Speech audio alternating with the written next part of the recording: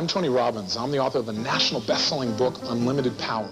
Have you ever actually gone to a life coach? No, in fact, there was no life coach when I started. I'm the one who created that term. This is Andrew Ross Sorkin.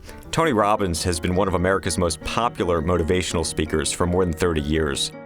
His list of clients goes beyond celebrities and politicians to business titans like Paul Tudor Jones, a billionaire hedge fund manager. I spoke to him after he released his new book about the secrets of financial planning. So you write this book about money.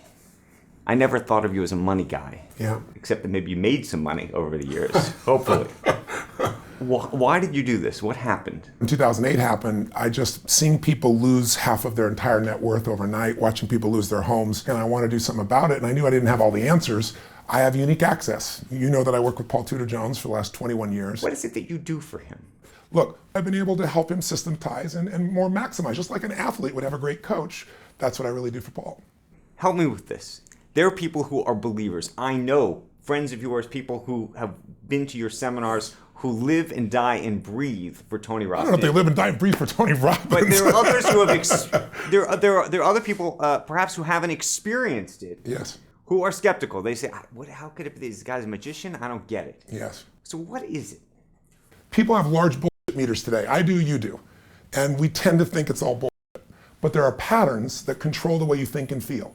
And think about it, whether you're performing in sports, or whether it's government, or whether it's in the financial markets, or whether it's in your relationship, as much as we want to think it's just the way we think, our emotions play a huge role in our performance, or lack thereof. And I know how to help people make a shift in their psychology. You're talking about the financial crisis before, Yes, and I was thinking, in the post-financial crisis world, we talk a lot about how do you re-incentivize people on Wall Street or elsewhere to do the right things and make the right decisions.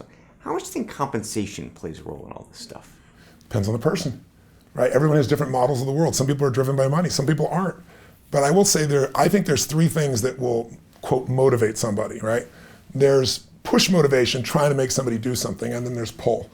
Another one's incentives. Incentives are fantastic for certain people, and everybody appreciates them, but the problem with an incentive is there's only so much you can give out of the margin of a business. The most powerful incentive I know is autonomy and growth. The sense that I've become more, that I can give more, that I can create more. I always say to people, if you want to know where happiness comes, and give it to you in one word: progress. Progress equals happiness. We're not supposed to sit at the table of success and just feel good about ourselves forever. What makes us feel alive is growing, and when we grow, we have something to give. This is going to sound completely off topic. If you could go to Washington, D.C. and try to fix things and fix the culture, is there something that you would do?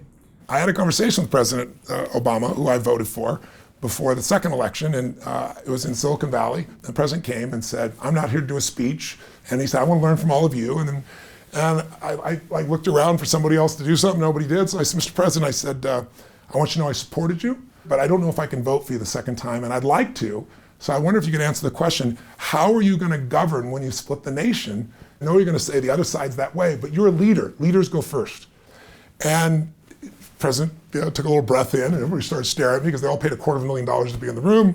He and I went back and forth, for no exaggeration, about 25 minutes. The president came up to me afterwards, shook my hand, and when he went to grab my hand like this, I grabbed his hand, I pulled him forward, and I said, "Mr. President, I'm not some stupid Republican, I'm an independent. We share more in common than you know. But if you're going to be able to govern in the second half and get things done, you're going to have to change your approach and your message where you can connect with the other side." And I let go of his hand. And he stood at me and looked at me for a moment, and I thought, he just thinks I'm an idiot. And he said, "Come to the White House.